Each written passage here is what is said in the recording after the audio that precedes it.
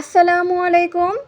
আবারও আপনাদের সামনে নিয়ে আসলাম লং ভিডিওটি আশা করি আপনারা সম্পূর্ণ দেখবেন। আজকের রেসিপি ছিল চিকেন রোস্ট আর ঝরঝরে পোলাও। প্রথমে আমি পোলাওটা রান্না করে নিচ্ছি। পেঁয়াজ ভেজে নিয়েছি তেল দিয়ে, চাউলগুলো ভেজে নিচ্ছি, দিয়ে দিলাম গরম মশলা। এবার চালটা ভাজা ভাজা করে দিয়ে দিব পানি আর দুধ।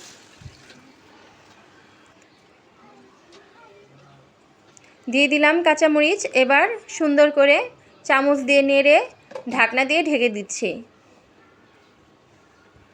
এই তো আমার পোলাওটা প্রায় হয়ে গিয়েছে। আমি একটু আবার চামচ দিয়ে নেড়ে দিলাম। দেখুন কত সুন্দর ঝরঝরে পোলাও রেডি।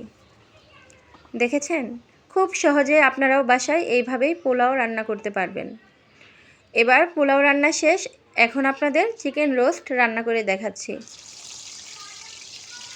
গরম তেলের মধ্যে আমি একটু লবণ আর মরিচের গুঁড়ো মাখানো মাংসের পিসগুলো ভেজে নিচ্ছি।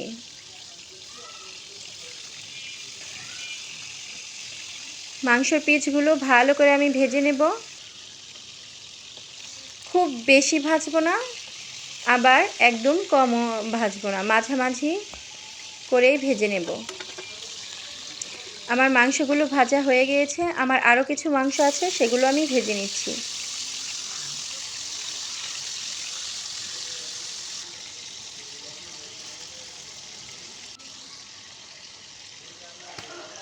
এই তো আমার চিকেনগুলো প্রায় ভাজা শেষ হয়ে গেছে। এখন আমি চিকেনগুলো তুলে নিব।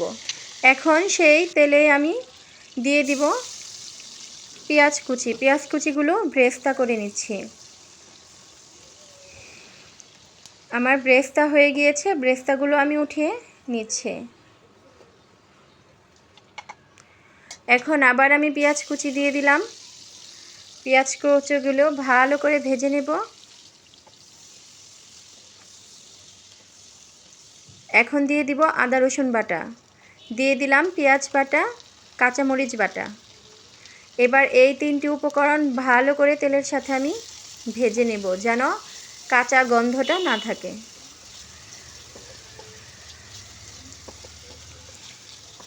এই মশলাটা যত বেশি ভাজা হবে তত বেশি খেতে মজা লাগবে। এই তো আমার প্রায় মশলাটা ভাজা হয়ে গিয়েছে, কারণ উপরে তেল উঠে গিয়েছে। যতক্ষণ পর্যন্ত তেল না উঠবে ভাজতেই থাকবেন। দিয়ে দিলাম আস্ত গরম মশলা। এখন দিয়ে দিব আমি বাদাম বাটা। রোস্টে অবশ্যই বাদাম বাটা ব্যবহার করতে হবে, তাহলে রোস্টের স্বাদটা দ্বিগুণ বেড়ে যাবে। দিয়ে দিলাম রোস্ট পাউডার, মানে রোস্টের মশলা। দিয়ে দিব এবার ভাজা সেই মাংসগুলো, চিকেনগুলো।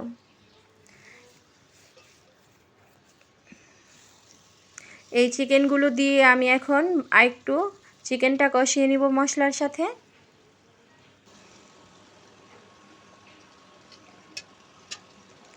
এবার দিয়ে দিব, আপনারা এখানে টক দইও ব্যবহার করতে পারেন, দুধও ব্যবহার করতে পারেন লেবু দিয়ে। আমি এখানে টক দই আমার বানানো ছিল না, দুধটাই ব্যবহার করেছি, সাথে একটু লেবু দিয়েছি আর দিয়ে দিলাম কাঁচামরিচ। এই দেখুন। আর অবশ্যই একটু টমেটো সস ব্যবহার করবেন।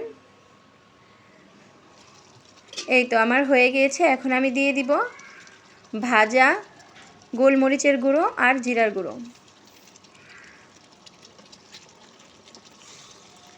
কত সহজেই দেখছেন চিকেন রোস্ট বানিয়ে ফেললাম। এইভাবে বাসায় একবার হলেও আপনারা বানিয়ে খেয়ে দেখবেন। আশা করি আপনাদের অনেক ভালো লাগবে খেতে। এখন দিয়ে দিব ব্রেস্তা।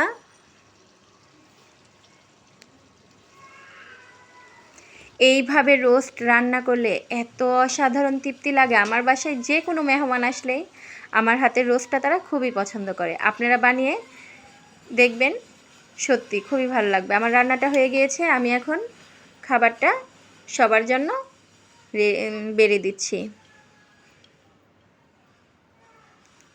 তো আজকের ভিডিওটি আর রান্নাটি কেমন লাগলো অবশ্যই আপনারা জানাবেন, আর অবশ্যই আমার সাথে থাকবেন। আল্লাহ হাফেজ।